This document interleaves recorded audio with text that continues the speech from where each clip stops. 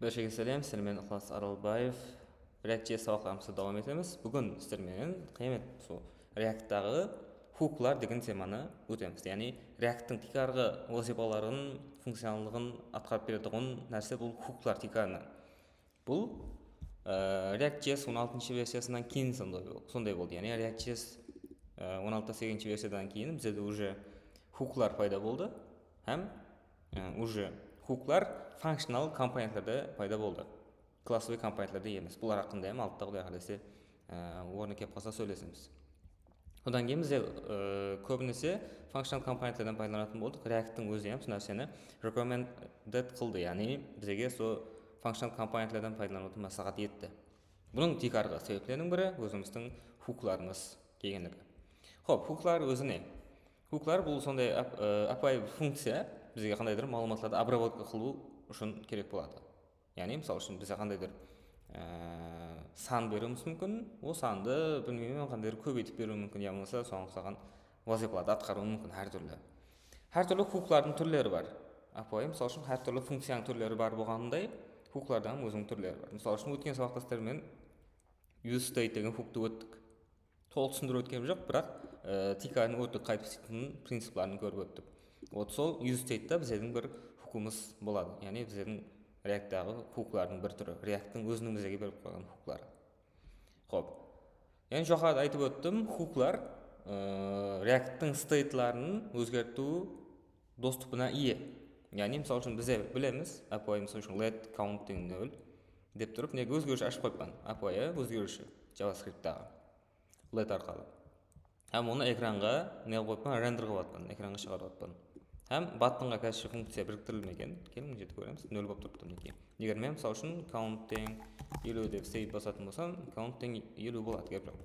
Енді келін мысалы үшін бір function түземіз, increment. Өткен сабақта түсіндіріп өттім, бірақ енді көрмеген болсаңыз, если что, осы видеоның өзінен түсініп кетуіңіз үшін қайттан көрсетіп өттім. Хоп, count плюс тең 1 болсын. Һәм бізге келін консолға аламыз. Count өзгерді ме, өзгермеді ме біліп тұру үшін консолға шығарып қоямыз. Инкрементте енді баттынға on клик ғана беріп қоямыз. Өзгеруші. То есть функциясы баттында. Хоп, жақсы. Енді көреміз. Инкремент басқан уақытта не болу керек? Бұл 51 болу керек. Инкремент басаман, қараң. Менің өзгерушімнің value'сы, значениесі 51 болды. Қайттан басатын болсам 52 болады. Бірақ не қылмай жатырды? Экранға шықпай жатыр бұл нәрсе. Экранға шығу үшін не болу керек? Біз білеміз, API JavaScript-тің өзінде YouTube каналында егер істеп көрген болсаңыз практикалар бар. Сол уақытта экранға рендер қылатын функцияны, мысалы үшін state өзгерген уақытында, то есть өзгеруші өзгерген уақытында data. Біздер экранға рендер қылатын функцияны қайттан шақыратын едік. Мысалы үшін қазір app функциясы return қылып жатырды HTML элементті, и сол арқылы рендер болып жатырды. Бұл дегені біздер әр сапар count өзгерген уақытында app деген компонентті функцияны қайттан шақыруымыз керек болады. Ал біздер оны шақыра алмаймыз. Ол біздерде функция емес, бұл компонент уже. Ондай қоя алмаймыз біздер. Ол үлкен қате болады, ондай қыла алмаймыз біздер. Соның үшін не болу керек? Бұны React-тың өзі түсіну керек. Яғни React-тың өзі ол там state өзгерді, экранға жаңа мәліметті шығарамыз деп өзі соны білу керек. Енді өзі білу үшін біздер не қылуымыз керек? Сол React білетұғын қандайдар функциядан, стейтлардан пайдалануымыз керек болады. Ең біріншісі бұл өзетіміз хук. Бұлардың ішіндегі ең біріншісі useState хукі. Бізде мәліметтарды сақлау үшін пайдаланамыз олда. Хоп, келін бір хук жаратамын. Неде count-ады өшсеймін. Кейін count неге пока что 0 деп қоямын. On клигін жерден алып тастаймын. Тап-таза болды. Енді мен келін API өзгерушіге емес state-қа сақлай жақпын. Яғни state, useState хукына сақлай жақпын өзгерушімді. Қайтып сақлаймыз. Бірінші көріп константа. Кейін useState ақында бірінші көріп аламыз. useState деп шақырылады, һәм ол React-тан импорт қылынады. Һәм ол өзіне initial value сақлайды. Мысалы үшін 0 деп беріп қоямын. Һәм ол бізге data қайтарады, как өзгерушіге алғандай. Константа. Кейін мысалы үшін data-ны бірінші көреміз қандай болған. Data-ны консолға шығарып көремін. Console.log data. Қараймыз, біздегі не қылды? Array қайтарып берді. Data сипатында, data бізге array қайтарып берді. array'дің ішінде 0 деген значение бар. Бұл недегі значение ермен берген, мысалы үшін 50 деп қоятын болсам, маған 50-ге түседі. Егер бұл жерге ұлма басқа түрдегі малумат түрін, мысалы үшін array беріп қоятын болса, маған array деп түседі. Бұл значит initial values, яғни оның значениесі бұл. Array'дағы бірнеше малумат.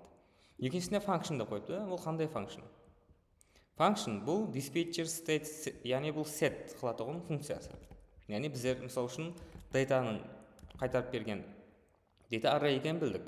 Бұл қандайдыр? Біріншісі значениесі бұл бізге қиматын қайтарып береді, қимат. Так, значение қайтарып береді, ал кейінгісі болса function қайтарып береді екен. Өткен сабақтан көрсеттім. Бұны destruction қылып аламыз енді. Яғни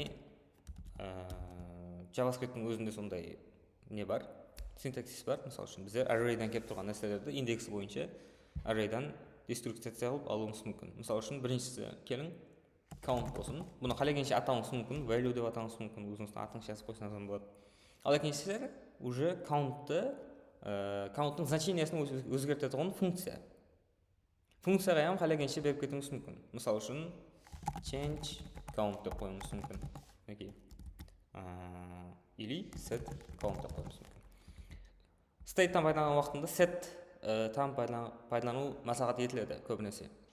Негізінен уже білініп тұрады, что бұл state-ті өзгертетін функция екендігі. Енді келін мына count-ты біздер, значит, қараң, бұл жердегі бірнеше значение бұл read-only, яғни тек қана біздер оқуымыз үшін, экранға шығаруымыз үшін, қайдар пайдалану үшін керек болатығын variable, бұл өзгеруші. Ал бұл болса, сол бізде оқып атқан, бізде пайдаланып атқан өзгерушіні өзгертетін функция. Келін count-ты мен жерге шығарамын. И қараймыз. Неге? Неге кетті? Да.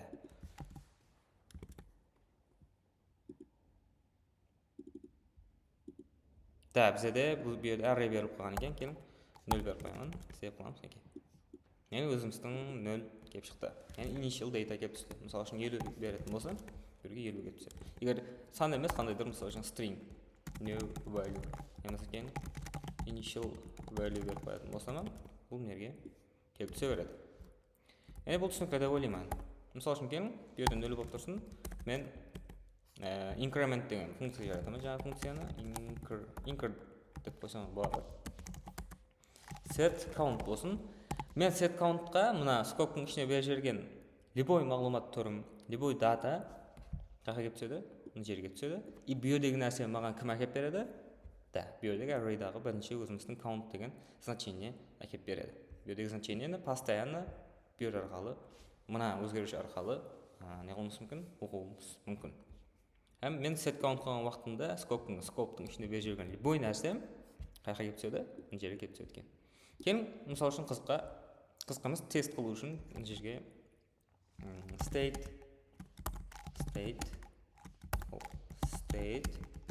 change деймін. Яғни бұны өзім жазатым, просто string бұл. Set count шақырылған уақытында, increment шақырылған уақытында set count өзіміздің count-ның значениесін өзгертеді. Мысалы үшін оны клик болған уақытында increment шақырып қоймыз жерге. Хоп, қараймыз. Increment-ті басамын, state changed. Яғни мен increment-ті басқан уақытында state changed-қа тең болып қалады. Бізде келін, енді count плюс 1 деп қоямын. Яғни әр сапар set count болған уақытында count-ның алдыңғы значениесіне 1-ді қосып, қайтадан set count қылып қоямыз. Істеп қыламын, кіремін 0 болып тұрды, басамын, енді істеп атыпты. Таппағынаған нәрсемен бірдей, өзгерушіге малумат бергендей нәрсе боламын. Просто не қылады? Бұл өзіміздің React-тің өзінен кеп шығып атқаннан кейін React App.js-ті қайттан рендер қылады. Яғни App.js функциясын компонентін қайттан шақырады.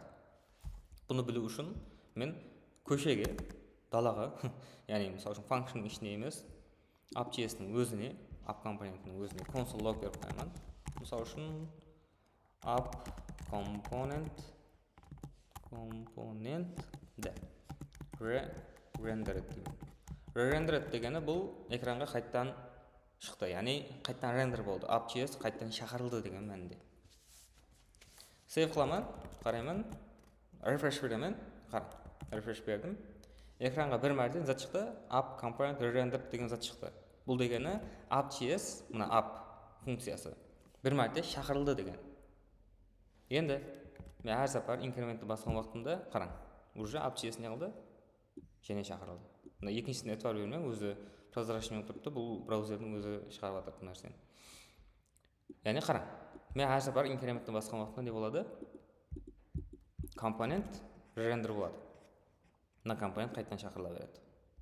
Яғни бұл нәрсені useState арқылы біз істеп жатырмыз. Компонентті рендер қыламыз.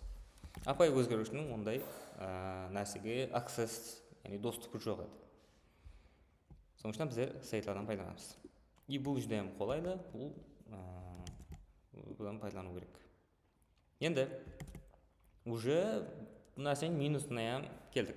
Яғни бұл плюслармен таныстық, қалеген малуматтарын сақлауымыз мүмкін екен, оны өзгертуіміз мүмкін екен, одан пайдалануымыз мүмкін екен қалеген жерде. И ол өзіміздің app компонентімізді рендер қылу құсусиятіге еге екен. Өзір пікірім жеткеп бермей қалдым. Енді қараң, қызық бір нәрсе бар. Мысалы үшін біздер app.js app компонент әр сапар қайтадан шақырылады екен. Бұл дегені мысалы үшін мен неде бір функция не қыламын, жаратамын. Мысалы үшін бэкэндтан юзерларды алып келетін функция болсын. Get users деймін. Функция шақырылды. Мысалы үшін қиялымызда бэкэндке запрос кетті и қайтадан келді. Бізге console.log users fetched деген нәрсе келсін. Юзердің малуматтарын алып келді. 1000 юзер болуы мүмкін өрде. Мысалы үшін get userді енді мен жерге шақырып қойым керек. Басқа қайда шақырамын? Скоптың сатында шақыра алмасам не қайтты. Мысалы үшін қайда шақырамын? Осы app компоненттің ішінде шақыруым керек болады. Сонда маған ол юзерларды әкеліп береді. Сейв қыламын. Қараң. Сайтқа бірінші мәрте кірген уақытында users fetched, яғни мысалы үшін юзерлардың малуматтарын әкеліп береді. Бұл қанша секундаларды алуы мүмкін? Фарқы жоқ. Бэкэндтен мысалы үшін 1000 штук юзердің малуматы келді деп ойлайық. Енді мен инкремент қайттан басаман, уже не болады? Бэкэндқа қайттан запрос кетеді. Не үшін? Себебі менің get user деген функциям қайттан шақырылды. Не үшін ол қайттан шақырылды? Себебі сол функцияны шақырып жатқан app деген компонент, app деген функцияның өзі қайттан шақырылды. Бұны бағана сізге түсіндіріп өттім. Енді мысалы үшін мен реально қандайда кейін бэкэндқа запрос жіберіп беремін. JSON placeholder. Яғни бұл тест үшін арналған API. Яғни бұны JavaScript-ті үйренген болсаңыз, егер көрген болуыңыз керек. И мысалы үшін мен жердегі URL-ді аламын, бір штук URL-ді. Бір штук юзерді әкеліп беретін URL. И мысалы үшін fetch-тан пайдаланып, backend-қа запрос жіберемін. Ол promise болған негізінде Zen қайтарып береді. Response JSON арқылы парс боламыз. Кейінгі Zen-да бізге data келеді. Console log. Data. Все, қараймыз. Бір штук юзердің малуматын әкеліп берді. Енді мен әр сапар, мысалы үшін қараң, нетворкты ашып қоямын. Нетворк дегені бұл бізден кетіп жатқан запросларды көріп тұратын жер. Қараймыз? Қараң. Бір деген endpoint-қа JSON placeholder type todos 1. Осы endpoint-қа бір мәрте запрос кетті. Жақсы. Не үшін? Себебі мен де бір деп қойыппын. Енді бұл нәрсеге эътибар беріп жатырмыз. Инкрементті басаман қараң. Маған және бэкэндқа не қылды? Запрос кетті. Инкремент және басаман, және запрос кетті. Counttың біздің юзерларға ұлыма байланысы жоқ. Бірақ не болып жатырды? Өзіміздің функцияны қайттан шақырып беріп жатырды. Соның арқасында бэкэндқа бізге жүдайым көп запрос кетіп қалып. Инкремент басамын қараң. Көрсі? Бұл әрбір action үшін не бола береді? Компонент re-render бола береді. Әрбір re-render үшін ішіндегі шақырылған. Яғни мынандай қылып сухой шақырылып қойылған функция қайтадан іске түсе береді. Соның үшін біздер бұл нәрсенің алдын алу үшін не қылуымыз керек? Және бір хуктан пайдалануымыз керек. Уже екінші көретін хукымыз бізде use effect хукі. Енді осы жерде бізде дым қатты кіріп кеткенмен life cycling деген нәрсе бар, яғни өмірлік цикл. Мысалы үшін бізде азында тұрамыз, бетқол жуамыз, ауғатанамыз, жұмысқа кетеміз, оқуға кетеміз. Мысалы үшін React-та компонентлерде сондай life cycle бар. Яғни толық үйренемін десеңіз life cycle. Да, осындай жазылады. Алтыспасам. Короче, осындай жазылады. Английский бойынша. Нем жоқ. Яғни біз мына get user'ды шақырып жатқан уақытымызда айтуымыз керек. Азанда, яғни бір мәрте шақырылу керек. Біз әр сапар мысалы үшін азанда бір мәрте баняға түсеміз, қопал болса ham сондай мысал келтіремін. Бір мәрте баняға түсеміз, душқа түсеміз мысал үшін, и күн давамында сонымен жүреміз. Ертең азанда және түсіміз мүмкін, немесе кешке барып түсіміз мүмкін және. Енді біз әр сапар мысалы үшін азанда тұрып душқа түстім, душқа түсіп сыртқа шығып ауқатланып болып, және душқа түстім. Мысалы үшін жұмысқа бара тұрып, немесе жұмысқа барғаннан кейін және жұмыста душқа түстім. Ондай болмайды ғой, мысалы үшін кереспей алтына мысалы. Короче, бір нәрсені қайта-қайта қыла бермейміз ғой біздер. Бір мәрте қылынып, кешке дейін сол нәрсені сақлап қоюымыз керек. Ондай нәрселер бар. Бұл жерде сондай, біздерде мысалы үшін компонент, ап компонентті бір мәрте шақырылған уақытында, іске түскен уақытында юзерларды бір мәрте әпкеп алуымыз керек өзімізге, и болды. Компонент жауламады дегенше, сайттан шығып кетемін дегенше, сол датадан пайдалануымыз керек болады. Вот, сол кезде бізге жәрдем береді екен, useEffect деген хук жәрдем береді. Енді қараң, useEffect деймін. useEffect-тен бұл хук бізге ешқандай значение қайтармайды, ол callback function қабыл етеді. Callback function дегені бір функцияның ішінде аргумент сипатында функция алып тұрып, сол функцияны өзінің ішінде іске түсіру. Түсінбей алдыңыз ба? Сен жоқ. useEffect қараң, бұл функция. Апай функция. Қаяқтан келеді? useEffect, яғни React-тан келуі шарт, импорт қылуы шарт нәрсені. Һәм ол өзінің ішінде функция қабыл етеді. Һәм келің, мысалы үшін console.log hello from useEffect. Яғни useEffect бұны іске түсіреді өзінің ішіндегі callback function'ды. Сейв қыламын, қараймын. Сайтқа кіремін. Hello from useEffect, яғни useEffect сайтқа кірген уақытымызда бір мәрте іске түсті. Енді мен мына юзерларымнан қайттан не отырыпты? Запрос кетіп отырыпты. Бірінші мәрте запрос кетіп отырыпты. Инкрементті бассам, hello from useEffect және істейді. Сонымен біргелікте юзерларым және бэкэндке запрос кетеді. Басама кетіп отырыпты. useEffect-тан қайта-қайта істеп отырыпты. useEffect-тің істемеулігін енді біздер қашан істеу керек екендігін dependency list арқылы айтуымыз мүмкін. Dependency list дегені бұл мына function, яғни іске түсу керек болған functionнан кейінгі беріледі оған array. Array-дің ішінде біз айтамыз, мысалы үшін қашан useEffect іске түсу керек екендігін айтып қойымыз керек болады. Мысалы үшін пустой қалдырсам не болады? Пустой қалдыратын болсам, егер мысалы үшін array-дің өзін пустой қалдыратын болсам не болады?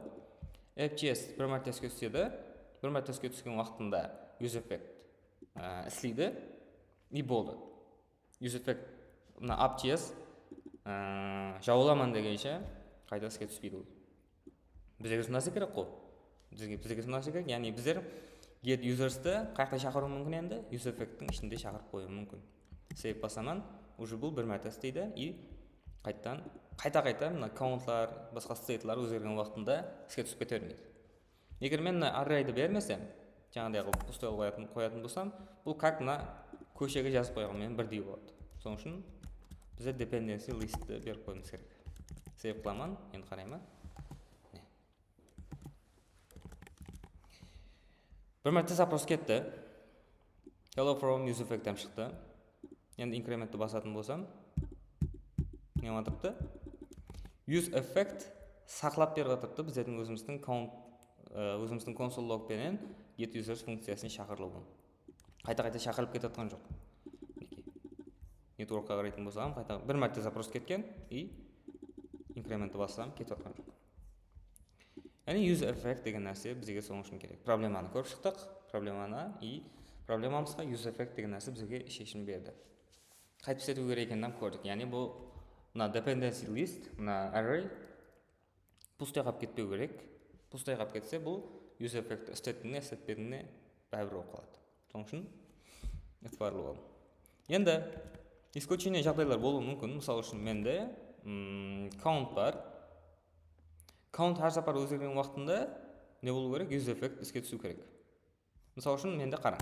Константта search. Search-тың қылатығын инпуттағы малуматты сақлайды. Тең use state болсын бұл. Use state-ларды, кстати, бірнеше мәрте жаратып кетуіміз мүмкін. Бұл как өзгеруші жаратқандай нәрсе. Use effect-те егер dependency list-те өзгеше болатын болса, бірнеше мәрте жаратуымыз мүмкін. Бұл стой болсын. Енді қара. Мысал үшін менде бір input бар, input type мысал үшін text on change. Бізге event қайтарып береді. Енді қалай бізде өзіміздің input-тағы малуматты еғымыз мүмкін? Мына set search-қа салуымыз мүмкін. Set search деймен, ол біздегі input-тағы event алады. Event.target, яғни target қылынған элементіміз, input-ымыз, һәм input-ымыздың value-сы деймін. Көрініп тұр ойлаймын. Нормально. Хоп. Енді біздер value сипатында controller компонент болғанлығы үшін оған search-тан беріп қоймыз керек. Яғни бұл типа алдынан initial мына пустой string алып тұрады. Қараймыз, input бар. Енді қара, мен әр сапар жазамын. Жазып болған уақытында network-қа не кету керек? Запрос кету керек. Өзіміздің backend-қа мына get users шақырылу керек. Енді мына консольда оқып істеймін. Оның үшін біз өзіміздің өзгерушіні мынаған мына жерге беріп қоямыз. Яғни use effect сен list-ін қыл, яғни есіт, затты есітейін. Search деген өзгерушіні state-ті есіт.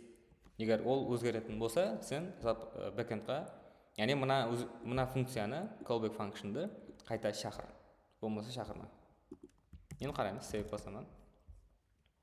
Консольға кіремін. Тазалап істеймін бәрін. Қара. Өзгеріс кіртілді. Input-қа не болды? Backend-ге запрос кетті. Және өзгертемін, және запрос кетті. Және өзгертемін, кете береді. Яғни бұл search өзгергендігі үшін біздің input-ымыз мына set search-ті өзгертіп атырыпты. Соның үшін use effect оны list-ін қылып атырыпты. Һәм search-ті list-ін қыл дегеніміз үшін мына callback function-ды қайтадан шақырып атырыпты. Ал мен increment қылатын болсам, яғни count-ты өзгертетін болсам, equal state, equal бірдей use state жертемінде жаратылған. Не болмайды? Use effect-та callback function іске түспейді. Меніңше түсінікті болды.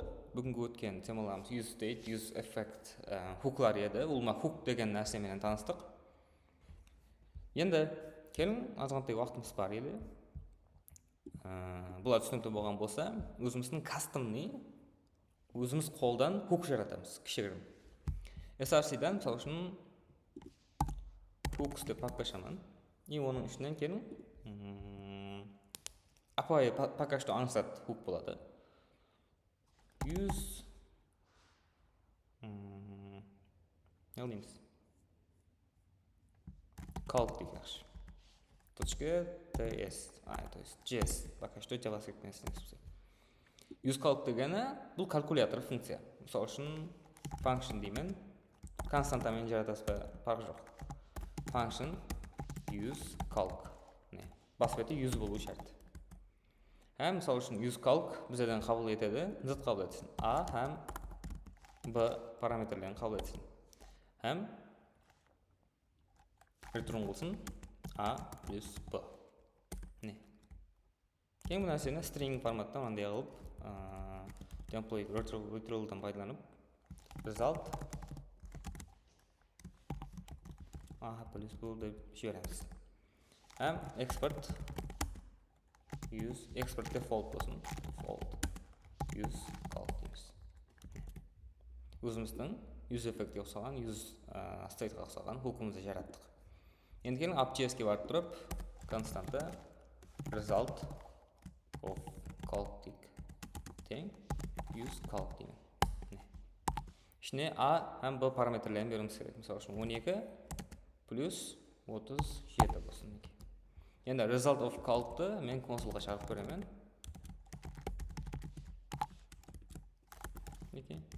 Save басамын. Консол. Result 49 шықты. Бұл app.js-те 9-шы қатардан, 9-шы қатарда бұл неке. Мен өзіміздің use calc бізде істеп атырды.